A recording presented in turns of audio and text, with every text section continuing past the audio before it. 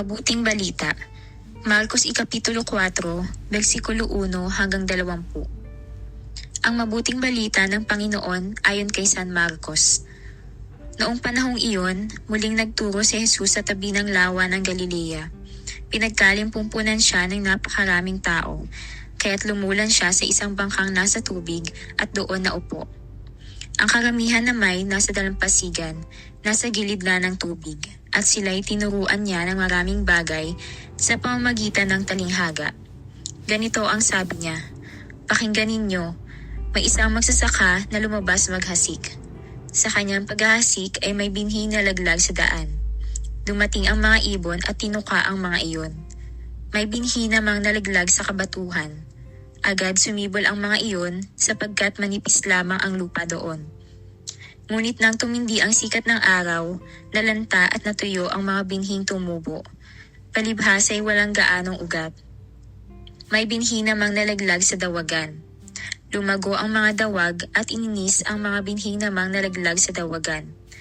Lumago ang mga dawag at ininis ang mga binhing tumubo, kaya hindi nakapamunga. At may binhing nalaglag sa matabang lupa. At ito'y tumubo, lumago, at nag-uhay na mainam. May uhay na tig-30, tig-60, at tig-100 ang butil. Sinabi pa ni Jesus, ang may pandinig ay makadinig. Nang nag-iisa na si Jesus, ang ilang nakarinig sa kanya ay lumapit na kasama ang 12 at hiniling na ipaliwanag ang talinhaga. Sinabi niya, sa inyo ipagkaloob na malaman ang lihim tungkol sa paghahari ng Diyos. Ngunit sa iba, ang lahat ng bagay ay tinuturo sa pamamagitan ng talinghaga. Kaya nga't, tumingin man sila ng tumingin ay hindi sila makakita, at makinig man ng makinig ay hindi makaunawa. Kundi gayon, marahil sila'y magbabalik loob sa Diyos at patatawarin naman niya.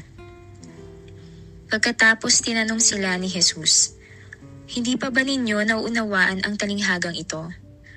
Paano ninyo maunawaan ang ibang talinghaga? Ang inihahasik ay ang salita ng Diyos. Ito ang mga nasa daan na nahasikan ng salita. Pagkatapos nilang mapakinggan ito, pagdakay dumarating si Satanas at iniaalis ang salitang napahasik sa kanilang puso. Ang iba'y tulad naman ng napahasik sa kanilang puso. Ang iba'y tulad naman ng napahasik sa kabatuhan. Pagkarinig nila ng salita, ito'y agad nilang tinatanggap na may galak. Ngunit hindi naman ito tumitimo sa kanilang puso, kaya't hindi sila nananatili. Pagdating ng kahirapan o pag-uusig dahil sa salita, agad silang nanlalamig.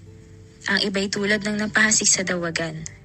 Dininig nga nila ang salita, ngunit sila ay naging abala sa mga bagay ukol sa mundong ito.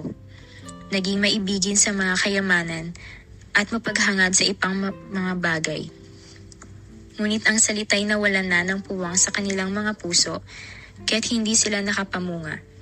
Ngunit ang iba'y tulad sa binhing na pahasik sa matabang lupa.